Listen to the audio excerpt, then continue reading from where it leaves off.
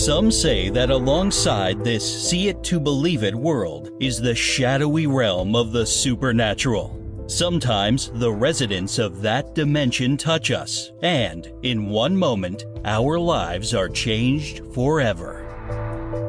America's Lady of Supernatural Thrillers, Mary Ann Pohl, is your real Ghost Chatter host. On this podcast, you'll hear stories by real people who have seen real ghosts. Once in a while, Mary Ann will podcast a tale taken from the genre she loves best, the supernatural. Welcome to today's Real Ghost Chatter episode.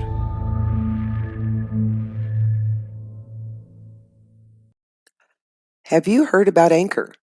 If you haven't, I'm here to tell you it's the easiest way to make a podcast. Let me explain.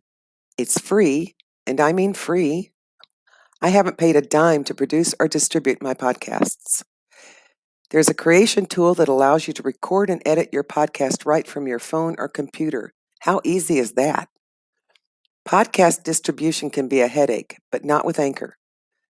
Anchor distributes your podcast for you so it can be heard on Spotify, Apple Podcast, and many, many more.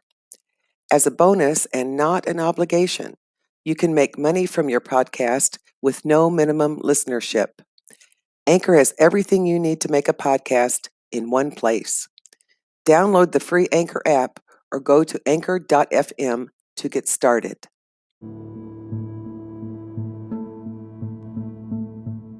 I'm Mary Ann Pohl, America's Lady of Supernatural Thrillers, and a charter member of a wonderful group of authors, Author Masterminds. If you'd like to know more about me or my books, visit my website at www.maryannpaul.com. You can find out more about Author Masterminds at www.authormasterminds.com. Today I'm going to report on some hauntings I find interesting, and of course, as you know, I find most hauntings interesting. So, the first is the Baker Hotel in Mineral Wells, Texas. Before I start, I'm just going to ask you to note that the Baker Hotel is currently in renovation. Thanks to a $65 million project, the Baker Hotel is being restored and is projected to open by the end of 2022. The Baker Hotel in Mineral Wells, located about 50 miles west of Fort Worth, towers over that little town. The 14-story Baker Hotel was once the crowning glory of that place, host to the rich and famous and anyone hoping to benefit from the local healing waters.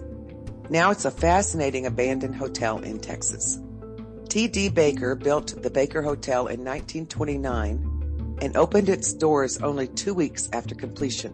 The Baker Hotel had a lavish pool and spa filled with mineral-rich water, which drew all the famous and sick people to its doors. The hotel went bankrupt in 1932 due to the stock market crash, but new owners bought it, keeping it alive for a few more years. It then changed hands again during World War II and became a military dependence quarters from 1941 till 1944. The doors opened as a hotel in 1963, but interest in the health spa waned with advances in modern medicine. It closed in 1972 and has remained so until this day. Helen Keller, Clark Gable, Judy Garland, and even the infamous Bonnie and Clyde stayed at the Baker in its heyday. Back then, this 450-room hotel was the height of luxury. There was a fancy spa, magnificent ballrooms, a bowling alley, a gymnasium, and the first hotel swimming pool in Texas. As for the paranormal, there are supposedly dozens of spirits who chose to stick around the Baker Hotel. Some of them may have passed away while waiting to be cured by the healing waters. Some people even claim that the ghosts of Bonnie and Clyde still occupy one of the rooms, having a great time spending their stolen money. The most famous ghost story is the haunting of T.D. Baker himself and his mistress. T.D. Baker supposedly haunts the Baker Suite on floor 11. Baker is said to have died in his suite, leaving him to walk the halls of his masterpiece endlessly. Tour guides always knock on doors of the Baker Suite to not anger TD by them entering. Witnesses have claimed the entire 11th floor smells of cigar smoke, matching the habit of the late T.D. Baker. Whenever a tour enters his suite, small items often disappear from the guests' handbags or pockets. The tour guides will find them lying on the floor of Baker's rooms hours later when it is time to close up for the night. Baker is believed to have kept his mistress on the 7th floor. Some say the affair became too much. She decided to take her own life and jumped from the window of the 7th floor to her death. The reason for her suicide is unknown, but she is now a permanent guest of the Baker Hotel. Countless patrons have spotted her. Her red hair, piercing green eyes, and lavender perfume are unmistakable. She was first seen in the 1950s by a hotel worker. Later, a hotel maid found broken glass scattered all over a room on the 7th floor, stained with the same red lipstick the mistress wore. The mistress will roam to different floors if she gets restless. Tour guides will hear the sounds of her high heels walking all around the 1st floor. She is a flirtatious ghost who will touch and poke male tourists that she fancies. Mistress Baker is one of the most active spirits in the hotel next to Baker himself. The most gruesome spirit of Baker is a bellhop. This poor young worker was chopped in half in an elevator accident in the 1950s. His apparition is only the top half of his body. Historical records have confirmed the death of the young elevator attendant, matching the description of the ghost seen haunting the hotel. There is another young boy who walks the halls. He passed around 1933 from leukemia while seeking treatment from the mineral springs. A shaggy dog often accompanies him. He is one of a few spirits who has made an effort to communicate with local mediums asking for help. Most of the spirits who haunt the Baker Hotel do not want help. One medium claimed that the Baker might seem like a hotel full of tortured souls, but is the exact opposite. Many of these spirits returned or stayed because of the great peace and relaxation they found while staying at the Baker Hotel. This hotel has all the markings of a fantastic haunted destination when it reopens in 2022. What do you think? Are you going to schedule your trip? The second one I want to talk about today is the Jefferson Hotel in Jefferson, Texas. As an aside, I want you to know that Jefferson, Texas is one of my favorite locations. I really love the town. And actually, my 4th book, Doulahan, was based around the swamp that's close to Jefferson, Texas. Near the banks of Caddo Lake, aka the Big Cypress Swamp, is Jefferson, Texas. Jefferson is only a few miles from the Louisiana border. The entire town of Jefferson seems to be rife with paranormal activity. Purportedly haunted are the Grove, the Excelsior Hotel, and the Oakwood Cemetery, to name a few. But one of the particular supernatural hotspots is the Jefferson Hotel. It is not only one of the most haunted hotels in Texas, it may well be one of the most haunted hotels in America. The Jefferson has offered lavish hospitality for over 100 years, and its quaint, early Victorian structure has stood for 50 or more. In the 1850s, Jefferson was one of the most developed cities in Texas, second only to Galveston, thanks to the newly chartered steamboat routes along the bayou. For traders working along the Mississippi and its tributaries, Jefferson was the go-to destination. The goods could reach this westernmost port without being transferred from vessel to rail. The building, now known as the Jefferson Hotel, was built in 1851 as a warehouse to support the exploding cotton industry. No one knows for sure, but the Jefferson Hotel opened its doors as a hospitality center somewhere between early as 1870 or as late as 1900. Once opened, it also dipped its toes into a business every bit as lucrative as cotton, especially on its ill-famed 2nd floor. To this day, a long veranda encircles that floor where the hotel's good time girls once advertised their wares. During the Prohibition era, the Jefferson Hotel became a roaring night spot and speakeasy under the name the Crystal Palace. The hotel's ballroom, maintained with period furnishings, has borne witness to many an evening of tipsy risk-takers gambling with their fortunes and couples dancing the night away to lively ragtime piano. The property's many ages and ownership changes have left subtle marks beneath the preserved period decor.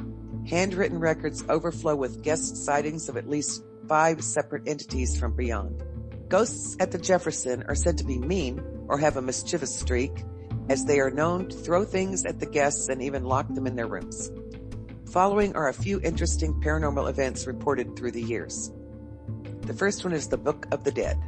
Staff kept a, quote, Book of the Dead, unquote, behind the front desk during its latter years of operation. Guests were encouraged to write down the details of any supernatural contact. The brave and curious were even permitted to check volumes of the book out for bedtime reading. Following are some of the most reported encounters with the supernatural. First one being the Mill children. While there are many reported specters of the Jefferson Hotel, some of the most commonly cited are a pair of children of about 7 years old. A boy in knee-high length breeches and a girl in a pinafore, believed to be casualties of the building's day as a cotton warehouse. Still, despite their laborious lives and untimely deaths, they're now some of the hotel's most high-spirited inhabitants, often heard laughing and chasing each other through the halls. Hold on to your keys and valuables in the vicinity of the Jefferson Hotel. The Mill children love to play with small objects and pull pranks on guests, moving possessions around and turning lights on and off. Then there's the Vanishing Man. Little is known or even suspected about who this man might be, but numerous reports have described a tall male figure in a long coat and high boots who comes and goes as he pleases. Though he makes no threatening moves, some guests have found him unsettlingly persistent, sitting or standing in their rooms throughout the night. Whoever he is, he's the hotel's most solid and hard-to-miss apparition. Some guests have even reported following him down a hall, thinking him to be another living guest, only to watch him vanish as he turns into one of the rooms. And there's Judy's mirror.